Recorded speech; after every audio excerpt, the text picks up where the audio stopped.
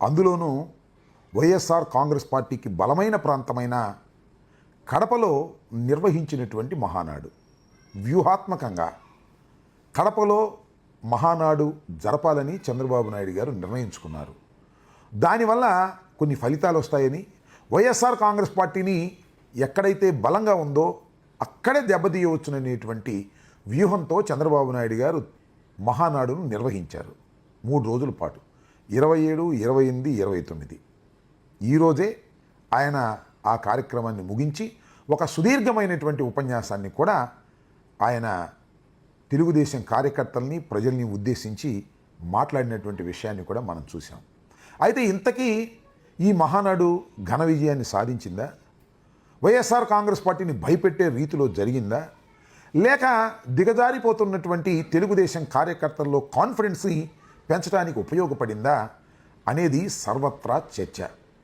3 రోజుల పాటు జరిగినటువంటి ఈ మహానాడు బ్రహ్మాండంగా జరిగిందని మాత్రం ఎవరూ అనుకోవటం లేదు. అట్టర్ ఫ్లాప్ అయిందని కూడా అనుకోవటం లేదు.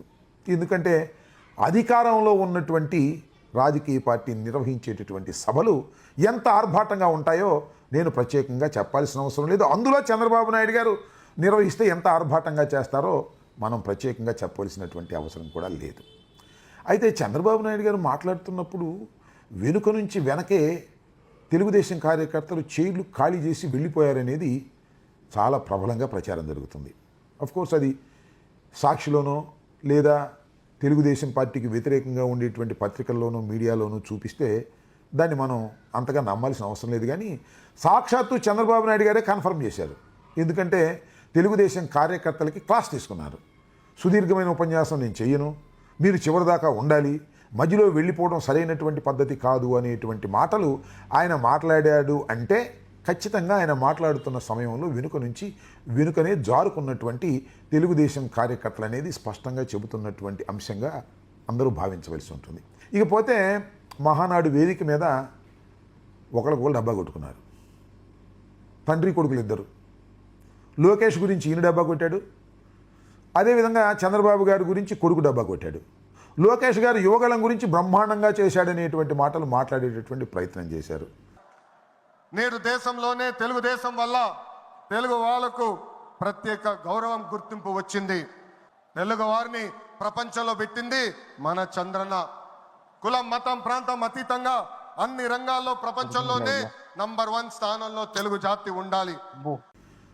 తండ్రి కొడుకులు ఇద్దరు సొంత డబ్బా పరస్పర డబ్బా కొట్టుకునేటటువంటి కార్యక్రమం చేయటం చాలా మందిని ఆశ్చర్యాన్ని కలిగించినటువంటి అంశంగా నేను భావిస్తున్నాను. ఇకపోతే సంఘటనలకు వచ్చినప్పుడు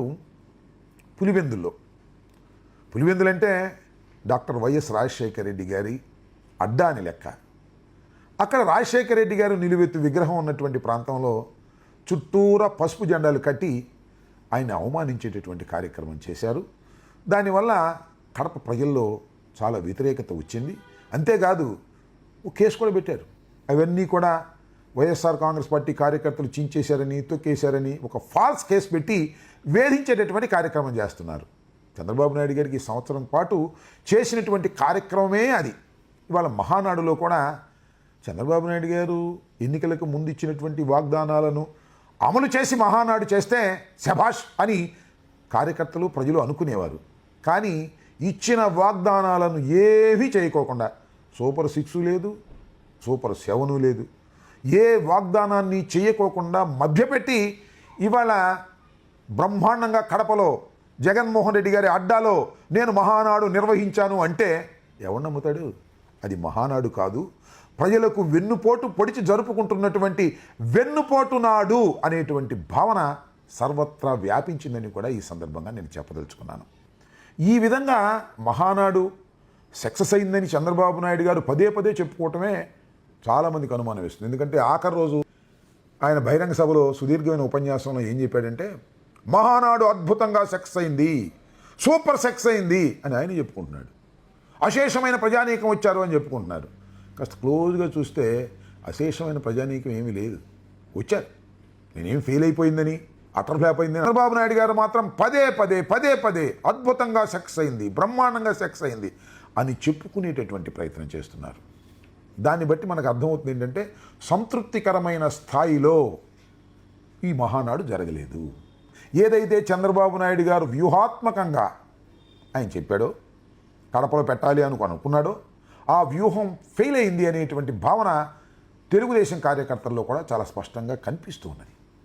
టోటల్గా జరిగినటువంటి పరిస్థితిని ఒకసారి పరిశీలించినట్లయితే చంద్రబాబు నాయుడు గారు నిర్వహించినటువంటి 43వ మహానాడులో ఇంకొక విచిత్రమైన సంఘటన కూడా జరుగుతూ ఉంది. అదేంటంటే ఎన్టీ రామారావు గారు ఆయన మాట్లాడుతున్నట్టుగా ఆర్టిఫిషియల్ ఇంటెలిజెన్సీతో ఒక కార్యక్రమాన్ని నిర్వహించారు.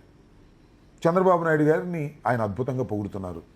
హైదరాబాదుని అద్భుతంగా తీర్చిదిద్దాడని ఏదైతే చంద్రబాబు నాయుడు గారు తను సొంతంగా డబ్బా కొట్టుకుంటున్నాడో ఆ డబ్బా కొట్టుకునే కార్యక్రమాన్ని ఎన్టీ రామారావు గారి నోటి వెంట వినిపించేటటువంటి కార్యక్రమం ఆర్టిఫిషియల్ ఇంటెలిజెన్సీతో చేసేటటువంటి ఒక ప్రయత్నం చేశాడు. తగ్గించాలనేటువంటి తత్వంతో ఆయన చేసినటువంటి విషయం చాలామందికి ఇదొక అపాసుపాలైనటువంటి అంశంగా తెలుస్తూ ఉన్నది. ఎందుకంటే సోషల్ మీడియాలో మనం చూస్తున్నాం కదా, చంద్రబాబు నాయుడు గారు వెన్నుపోటు పొడిచి ఎన్టీ రామారావు గారిని అధికారం నుంచి దించేసిన తర్వాత ఆయన చనిపోయే ముందు ఎన్టీ రామారావు గారు చంద్రబాబు నాయుడు గారి మీద ఏ రకమైనటువంటి అభిప్రాయాన్ని వ్యక్తం చేశారో ఆ అభిప్రాయం ఇవాళ సోషల్ మీడియాలో బ్రహ్మాండం అవడానికి కారణం ఏంటి? చంద్రబాబు నాయుడు గారు ఆర్టిఫిషియల్ ఇంటెలిజెన్సీతో ఎన్టీ రామారావు గారు తనను పొగుడుతున్నట్టుగా చూపించుకునే కార్యక్రమం చేయటం అనేది ఖచ్చితంగా బూమ్ ర్యాంగ్ అయిందనేది చాలామందికి అర్థమవుతున్నటువంటి అంశం. నిజంగా ఎన్టీ రామారావు గారు బతికుంటే ఇవాళ చంద్రబాబు నాయుడు గారి యొక్క దుర్మార్గాన్ని చూసి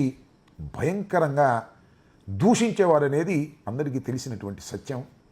యాత వాత టోటల్గా చంద్రబాబు నాయుడు గారు నిర్వహించినటువంటి 43వ మహానాడు, అదే వెన్నుపోటు నాడు విజయవంతమైతే కాలేదు. అటర్ ఫ్లాప్ అంతకంటే కాలేదు. వయా మీడియాగా ఏదో చప్పగా జరిగింది. ఆయన ఊరికిన ఉపన్యాసంలో పెద్ద పెద్ద కేకలేసి విజయం సాధించామనే ఫీలింగ్ తీసుకురావడానికి తాపత్రయపడాడనేది అందరికీ తెలిసినటువంటి సత్యంగా నేను ఇవాళ భావిస్తున్నాను.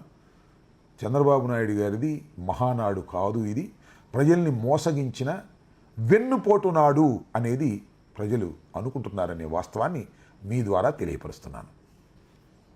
ధన్యవాదాలు. హిట్ టీవీ యాప్, ఇందులో short news, live news, entertainment shows, movies, digital magazines తో పాటు మీ జిల్లా వార్తలను కూడా ఫ్రీగా చూడొచ్చు.